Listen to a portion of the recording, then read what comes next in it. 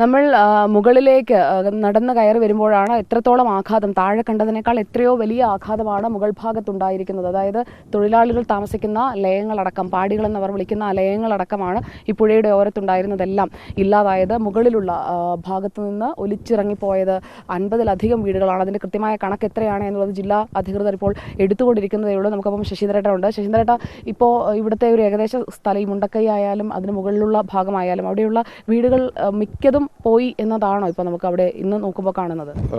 പുഞ്ചിരി മട്ടം എന്ന് പറഞ്ഞ സ്ഥലത്ത് ഉരുൾപൊട്ടലുണ്ടായിട്ട് ഏകദേശം 50-ലധികം വീട് പൂർണ്ണമായും മണ്ണിൻ്റെ അടിയിലാണ്.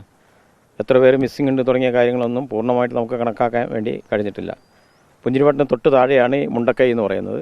നമ്മൾ നിൽക്കുന്ന സ്ഥലം ഈ അവിടെ പാടികളെല്ലാം നിന്ന പ്രദേശത്തിന് തൊട്ടടുത്താണ് നമ്മൾ നിൽക്കുന്നത്.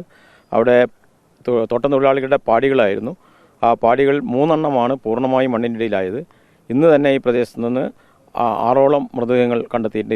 ഇപ്പോൾ ഒരു മൃതദേഹം അവിടെ കണ്ടെത്തിയിട്ടുണ്ട്. അവർ ഭൂരിപക്ഷവും ബംഗാളിൽ നിന്നും മറ്റും വന്ന തൊഴിലാളികളാണ്. അങ്ങനെയുള്ള വിഷയങ്ങളെല്ലാം ഉണ്ട്. രക്ഷാപ്രവർത്തനം നല്ല രീതിയിൽ നടന്നുകൊണ്ടിരിക്കുന്നുണ്ട്. സൈന്യവും മറ്റു കാര്യങ്ങളുമെല്ലാം അവർക്കാവശ്യമായ ഭക്ഷണപ്പൊതികളൊക്കെ ആയിട്ട് ഹെലികോപ്റ്റർ ഉൾപ്പെടെ വന്ന് ഇപ്പോൾ വിതരണം ചെയ്ത് പോയിട്ടേ ഉള്ളൂ. അതുപോലെ തന്നെ ഏറ്റവും പ്രധാനപ്പെട്ട വിഷയം, കൃത്യമായി മിസ്സിംഗ് എത്രയാണെന്ന് നമുക്ക് കണ്ടുപിടിക്കേണ്ടതുണ്ട്. എത്ര പേരാണ് മിസ്സിംഗ്, ആ കണക്കാണ് ജില്ലാ ഭരണകൂടം അടിയന്തരമായിട്ട് ശേഖരിച്ച് കണക്കാക്കേണ്ടത്. രണ്ടാമത്തെ വിഷയം, ഈ പ്രദേശത്തേക്ക് മനുഷ്യർക്ക് കടന്നു വരാൻ കഴിയുന്നുണ്ട്. താൽക്കാലിക പാലം മിലിറ്ററി ഉണ്ടാക്കിയിട്ടുണ്ട്.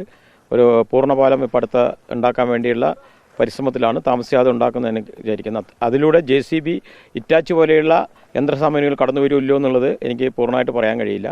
അത് വന്നാലേ പൂർണ്ണമായി. ഇതിനിടയിൽ ഒരുപാട് മനുഷ്യർ കിടപ്പുണ്ട്. കാരണം പലരുടെയും ശരീരഭാഗങ്ങളൊക്കെയാണ് താഴെ നിന്നൊക്കെ കിട്ടിയത്. നമ്മൾ ആ അപകടമുണ്ടായ ആ താഴെ ഭാഗത്ത് പോയി നോക്കി.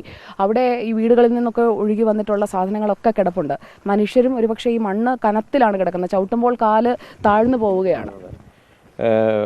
ഏറെ വേദനാജനകം എന്ന് പറഞ്ഞൊരു കാര്യം, നേരത്തെ ഇവിടെ സൂചിപ്പിച്ചതുപോലെ പലരുടെയും മൃതദേഹങ്ങളുടെ പകുതി ഭാഗം, കാൽഭാഗം, കൈ, കാല് ഇങ്ങനെയൊക്കെയാണ് കിട്ടിയിരിക്കുന്നത്. ആരതാണെന്ന് പോലും പെട്ടെന്ന് തിരിച്ചറിയാൻ കഴിയാത്ത രീതിയിലുള്ള DNA ടെസ്റ്റൊക്കെ നടത്തിയിട്ടേ നമുക്ക് അത്തരം കാര്യങ്ങളൊക്കെ ആരതാണെന്ന് പോലും മനസ്സിലാക്കാൻ വേണ്ടി കഴിയൂ. ഭയങ്കരമായ വിവരിക്കാൻ കഴിയാത്ത രീതിയിലുള്ള വേദനാജനകമായ ദുരന്തമാണ് ഉണ്ടായിരിക്കുന്നത്.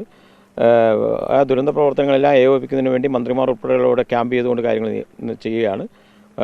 ഇന്നിപ്പോൾ 11:30 മുഖ്യമന്ത്രിയുടെ നേതൃത്വത്തിലുള്ള അവലോകന യോഗം, ഇവിടുത്തെ മന്ത്രിമാരെല്ലാം, വയനാട്ടിൽ ഉള്ള മന്ത്രിമാരെല്ലാം ഓൺലൈൻ യോഗത്തിൽ പങ്കെടുത്ത് മറ്റു കാര്യങ്ങൾ നേതൃത്വം കൊടുക്കുന്നുണ്ട്. നാളെ മുഖ്യമന്ത്രി തന്നെ വരുന്നുണ്ട്.